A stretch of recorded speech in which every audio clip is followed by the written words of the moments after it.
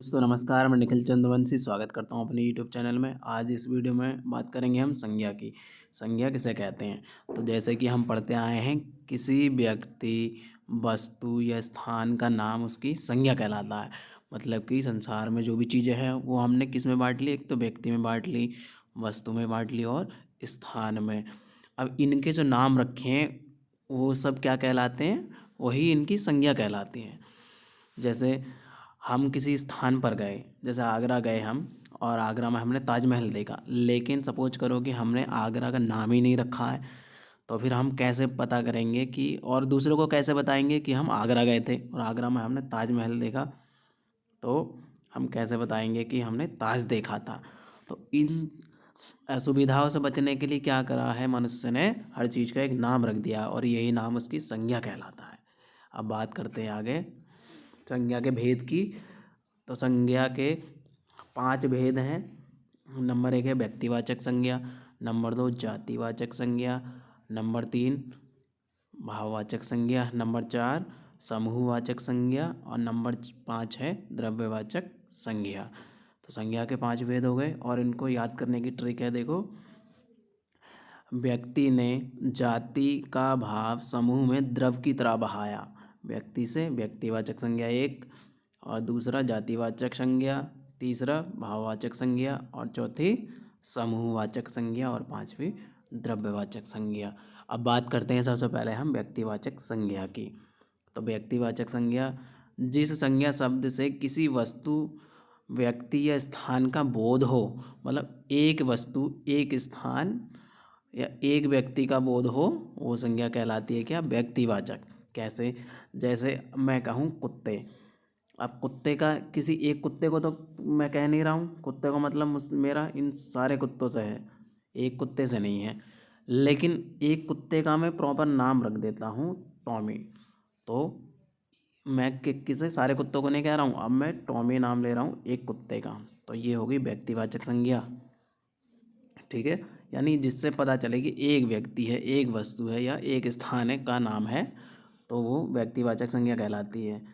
अब बात करते हैं, देखो इसमें कौन कौन आते हैं? व्यक्तियों के, दिशाओं के, देशों के, राष्ट्रीयता, समूह, नदियों, पर्वतों, सड़कों के नाम, समाचार पत्रों के नाम, घटनाओं के, दिन, महीने, त्योहार, उत्सव आदि के नाम व्यक्तिवाचक संज्ञा के अंतर्गत आते हैं। अब बात करते हैं जातिवाचक संज्ञा। अब जातिवाचक संज्ञा क्या है कि जिस शब्द से एक ही प्रकार की वस्तु, व्यक्तियों या प्रवृत्तियों का बोध हो, उसे जातिवाचक संज्ञा कहते हैं। जैसे मैं कहूँ घोड़ा, तो मैं किसी एक घोड़े को नहीं कह रहा हूँ, क्या सभी घोड़ों के लिए कह रहा हूँ। और जैसे मैं कहूँ कि शेर जो है घास नहीं खाता है, तो एक शेर के बारे में नहीं कह रहा मैं, सारे शेर जाति जो है पूरे शेरों के बारे में कह रहा हूँ। मैं कहूँ शहरों में लोग लेट उठते हैं, तो इसका मतलब यह है कि शहरों में सभी शहरों के लोगों की बात कर रहा हूँ मैं, तो मतलब एक जाति की बात कर रहा हूँ, शहर एक जाति हो गई। अब बात करते हैं, देखो जैसे संबंधी हो गए, व्यवसाय हो गए, कार्य हो गए, पशु पक्षी हो गए, और तत्वों, प्राकृतिक तत्वों के नाम हो गए, ये सब जातिवाचक संज्ञा के अंतर्गत आते हैं। ठीक है। अब जैसे भाई बहन, प्रोफेसर, मनुष्य, नदी, घोड़ा, गाय, वर्षा, ज्वालामुखी, ये सब। अब मैं कहूँ प्रोफेसर, तो प्रोफेसर किसी एक प्रोफेसर के बारे में तो नहीं कह रहा हूँ, तो प्रोफेसर क्या हो गया? एक कैटेगरी हो गई, एक जाति हो गई, पूरी जाति के सभी प्रोफेसर के बारे में कह रहा हूँ। मैं कहूँ नदी, तो नदियाँ तो बहुत सारी हैं, तो ये नदी के नाम किस में आ गया? जातिवाचक संज्ञा में। और अगर एक नदी को कहूँ मैं गंगा, तो गंगा किस में आ गया? गंगा आ गई व्यक्तिवाचक संज्ञा। ठीक है। अब बात करते हैं भाववाचक संज्ञा, तीसरा प्रकार। तो जिस शब्द से किसी व्यक्ति या वस्तु के गुण, धर्म या दशा, कार्य, व्यापार का बोध हो, उसे भाववाचक संज्ञा कहते हैं। मतलब जिस शब्द से पता चले कि व्यक्ति का या वस्तु का गुण क्या है और दशा क्या है, तो उसे क्या कहते हैं? उसे भाववाचक संज्ञा कहते हैं। जैसे अब भाववाचक संज्ञा का निर्माण कई कई क्रियाओं से, कई किस किस से मिलकर होता है? तो देखो, एक जातिवाचक संज्ञा से भाववाचक संज्ञा का निर्माण हो जाता है। जैसे जातिवाचक है बूढ़ा, बूढ़ा क्या हो गई? बूढ़ा सभी के बारे में बात हो रही है, किसी एक बूढ़े के बारे में बात नहीं हो रही। ठीक है, तो बूढ़ा है जातिवाचक संज्ञा। अब बूढ़े का भाववाचक हो गया बुढ़ापा, तो ये बन गई जातिवाचक से भाववाचक संज्ञा। ये तो गलत लिख गया। ये जैसे मित्र है, मित्र मित्र है जातिवाचक संज्ञा और मित्रता हो गई भाववाचक संज्ञा। ये जाति से हो गया।